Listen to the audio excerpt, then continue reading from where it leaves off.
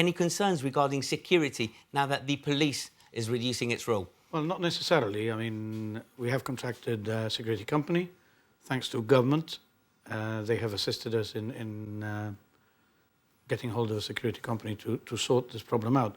But what the basic problem is that every time we find that for event organisers like us, which is a voluntary organisation, and we don't get any money out of it per se. I mean, committee members. That's a big issue. Where's the money come from to pay for that security? Well, I mean, government is helping us to pay for it. I mean, we get a donation, obviously, from GBC. But the last few years, government has helped us as well with a little grant. But nevertheless, you know, it's increasingly getting more difficult to organise events. Whereas before, you know, the risk was passed on to the police, and police sorted it out. I mean, there's Have you had conversations with the RGP regarding this before this decision was taken? No, not necessarily. I mean, we were told that they would not... that was a decision? That was a decision, and we had to sort it out ourselves. But as I say, you know, for a voluntary organisation like us, I mean, I can understand when you get organisations who charge commercial entities, but for us it becomes a huge problem. And it's a big event, a popular one. No doubt we'll have to follow that up with the RGP itself over the next few days. Eric, on a more positive note, big event. We've not had it for 2 years. Hay apetito? Is there an appetite for the cavalcade? I think so. I mean, the biggest setback has been the fact that we do not have enough trailers in Gibraltar. We're looking at the situation for the future, but obviously it's an expensive one.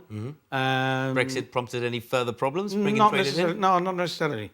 But the participation, I mean, we've got 10 floats. So we've got 10 floats on trailers.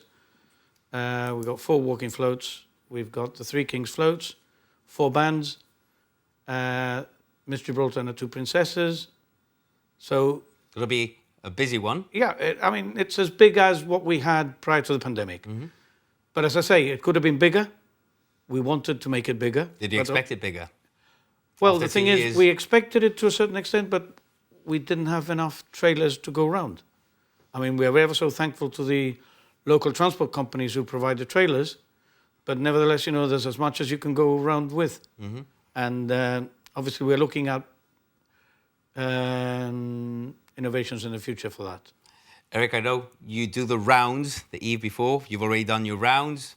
You're not going to give away too much. The big reveal is tomorrow. We want people to go down tomorrow or watch on television tomorrow. What have you seen on your rounds that you can tell us? I mean, we just heard a little boy there, his first time participating. I suppose that's one of the magic elements you're looking for. Yeah, I mean, for instance, one of my grandkids, he's going to go as one of the pages with the Three Kings. And it's the first time he's going to go in a cavalcade. For him, he hasn't probably seen a cavalcade over the last few years because he cannot remember it. I mean, he's 5. Fantastic. He was probably 2 or 3 last time. So, he, you know, sort of the magic of the cavalcade is immense. I mean, for the kids who participate and also for those who are lining the streets.